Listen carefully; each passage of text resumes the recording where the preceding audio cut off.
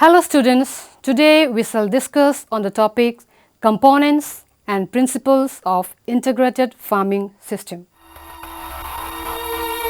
Introduction. Farming and agriculture are respectively defined as the practice of cultivating the land or raising stock and the production of agricultural goods through the growing of plants and the raising of domesticated animals.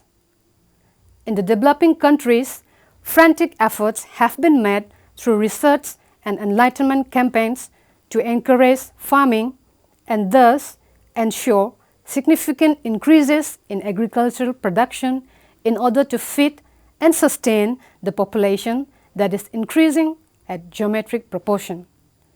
At present, the farmers concentrate mainly on crop production, which is subjected to a high degree of uncertainty in income and employment to the farmers. In this context, it is imperative to evolve suitable strategy for augmenting the income of a farm.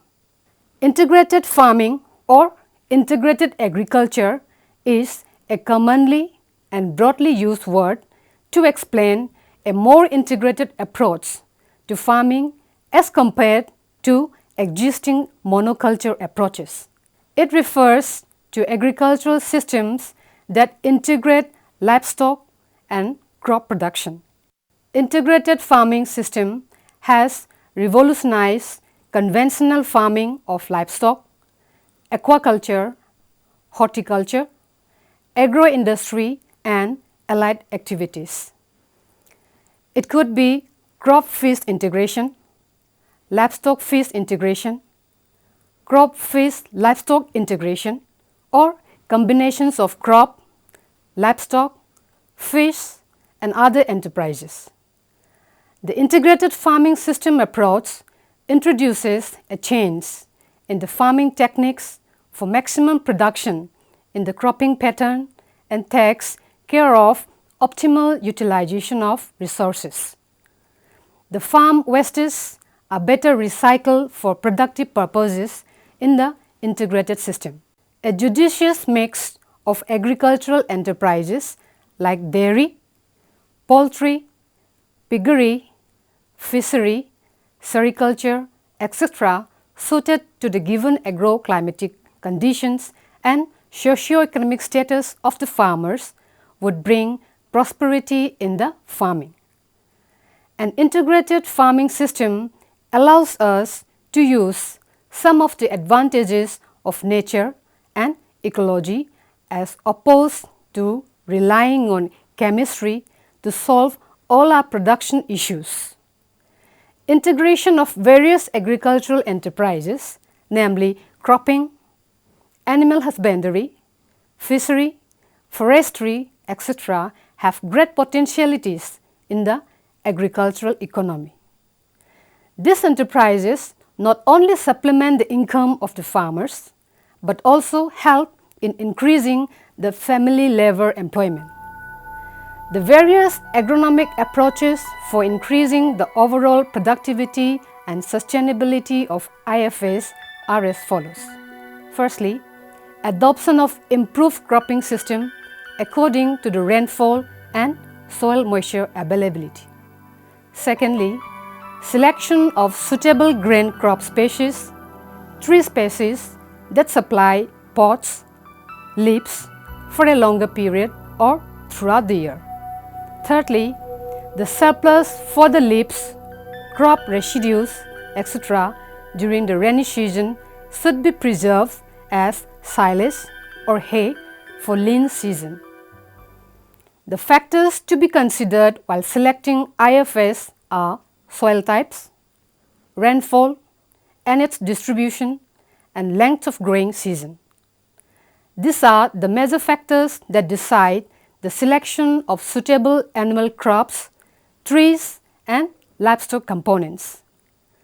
The needs and resource base of the farmers also decides the selection of IFS components in any farm.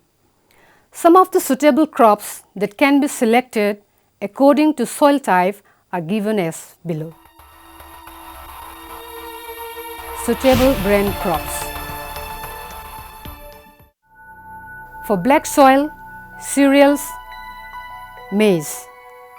In case of millets, it's sorghum, bajra. Pulses, green gram, black gram, red gram, chickpea, soybean, horse gram.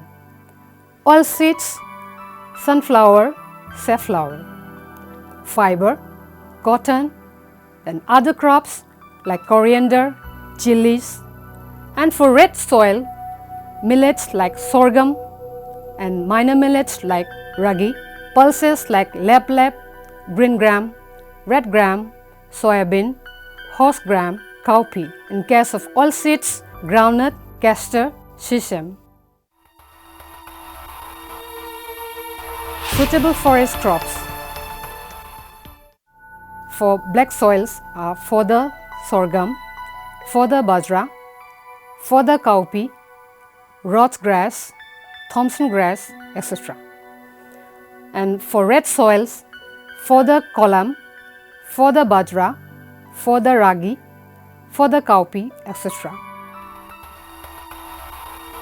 Principles of farming system.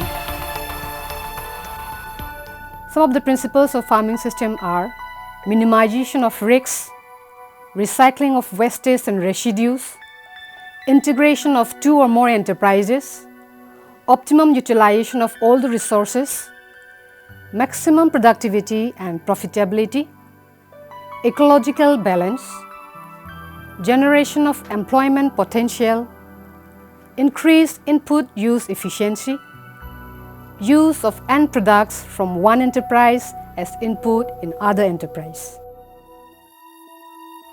Benefits or advantages of integrated farming system.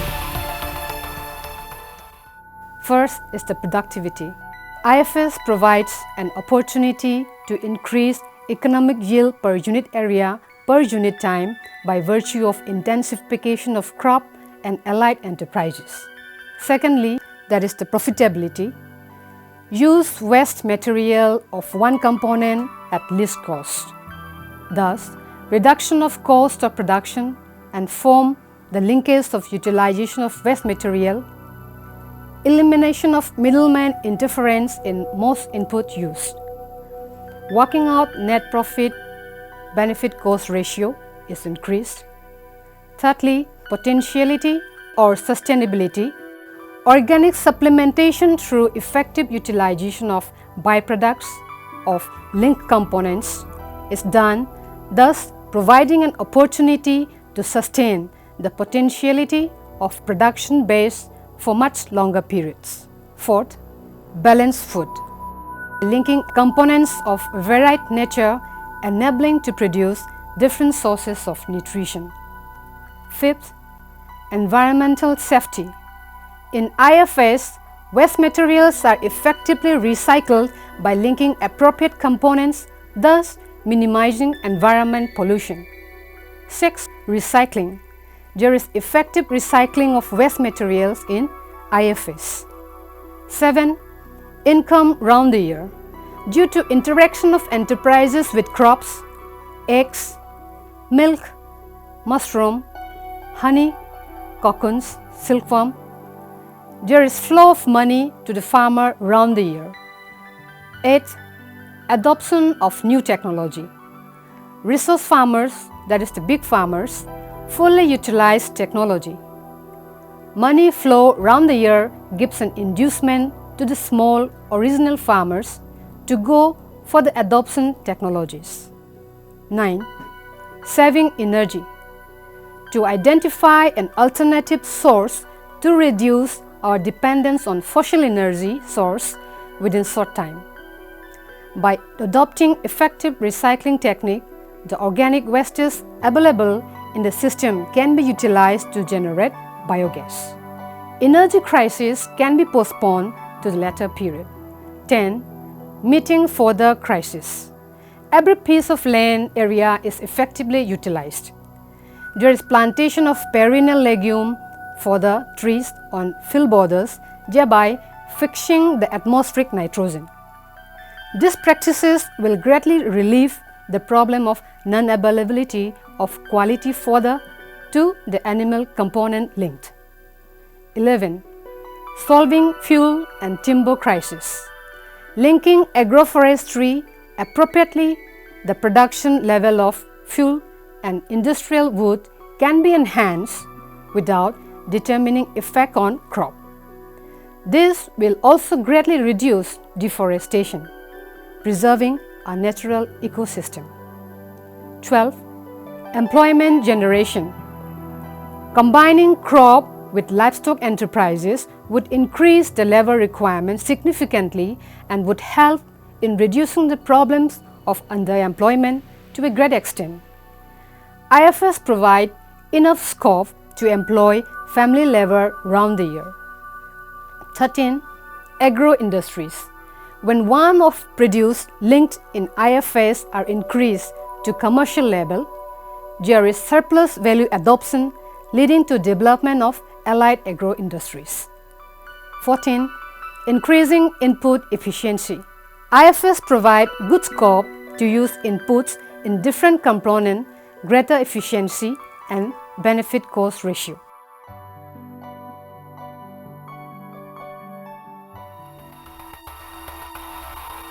Different components of farming system. Number 1. Field crops. So far as field crops are concerned, cereals like rice, wheat, maize, pulses like black gram, green gram, red gram, horse gram, and oilseeds like groundnut, cash crops like sugarcane, tobacco, etc. are growing in Indian fields. Crop production constitutes a sizable proportion of farm income, followed by livestock and agro-horticulture system or aquaculture. Development of efficient need-based cropping system to match the growing needs of the farmer's family and community will continue to find high priority in agricultural research. To support the cropping system research, the component technology, improved cultivar, right kind of farm machinery, pesticides and better soil and water management practices must be developed. A short duration legume such as mung bean, cowpea, etc. can be planted with minimum tillage and irrigation to maximize the economic returns. Second, vegetables. Vegetables form a very important component, especially for marginal farmers, to provide income at frequent short interval round the year. Cash crops like cole crops, chilies, brinjal, etc. can be grown. Third, fruit cultivation. Fruit plants like coconut, banana, papaya, mango, pineapple, etc. can be planted by small farmers in a systematic manner. Fourth, livestock integration. Crop livestock integration is an old-age practice of Indian farmers. In present context, crop livestock integration must consider continuing need of growing family size of small farmers. Small farm of 0.5 to 1 hectare must adopt a cropping system that support a reasonable numbers of animals that generate enough drought power, provide for growth, and to add to the income of small farmers. IFS involving crop and animals must consider an appropriate combination of animals and crops that maximize the return per unit of investment to small farmers. This should also optimize the farm family labor and skill. It must also harmonize the land use for other economic activities of small farmers or sustainable development. Fifth, poultry farming. Poultry farming can easily be combined with integrated farming. The battery system and deep litter system are generally followed by constructing poultry farming. The battery system may be followed by constructing a perforated platform over the deeper portion of the pond. The structure can be raised by split bamboo sticks or wooden planks or wire mesh. Small pillars support this platform. The cages have to be installed over the platform with some suitable set structure. Poultry droppings and waste food would be directly available to the heavily stocked fish in the pond through perforations created on the platform. 6. Duckery. Ducks and geese are preferred to continue with fish farming. Their meat is in demand and their excreta serve as an effective pond fertilizer. A duck house is constructed adjoining the shallow fish breeding ponds when the fingerlings become 12 grams in weight, otherwise the ducks will prey upon them. Ducks' excreta were indirectly utilized by fish. 7. Aquaculture. Ponds serve various useful purposes like domestic requirement of water, supplementary irrigation to adjacent crop fields, and pisciculture. With traditional management, farmers culture fish. It is also possible to undertake rice-cum-fish culture in low and deep water situations. It has been observed that rice and fish grown together are mutually benefited, and if supplementary fish feed, fertilizer and cultural management are provided, it could be a profitable vocation. 8. Agroforestry. Agroforestry is a system where woody and non-woody interacting plant combination are carried out for achieving certain objectives like conservation of soil and water, recycling of nutrients, maintenance of organic matter, and some important physical properties of soil, sustain crop productivity, in addition to the production of timber and green leaf forests for cattle. Fuel trees like acacia, eucalyptus, etc. can be planted to meet the fuel and forest requirement of farm family and cattle respectively. Intercrops with pulses and oilseeds can be taken off initially till the canopy of the trees obstructs the penetration of sunlight. 9. Beekeeping. Beekeeping is one of the most important agro-based industries which does not require any raw material from the artisan like other industries. Nectar and pollen from flowers are the raw materials which are available in plenty in nature. It can even be started with a single colony. This is a very good supplementary enterprise in a farming system. Next is the mushroom cultivation. It is also a good supplementary enterprise in a farming system which provides engagement of farm women and children. There is good demand of this product in the market, and it can also be consumed by the farm family as a delicious dish. Next, biogas plant. Biogas is a clean, unpolluted and cheap source of energy which can be obtained by a simple mechanism and little investment. The gas is generated from the cow dung during anaerobic decomposition, which produces two important items, namely fuel gas and organic manure. The digested slurry can be utilized for fish culture pond. Excess of slurry may be stored in a compost pit. The biogas generated may be used for domestic purposes and also for lighting the fish pond to attract insects which form a choice food for fishes. Next, miscellaneous enterprises. Other enterprises like sericulture, leg culture, homestead vocations like coir work, bamboo work, rough making, etc. can also be included in the farming system by taking into account the prevailing demand of these finished products in the village or in the local markets. Conclusion. The main motivation for integrated farming is accepted national policy of all-round development, where the economic benefits of individual operations do not figure very prominently.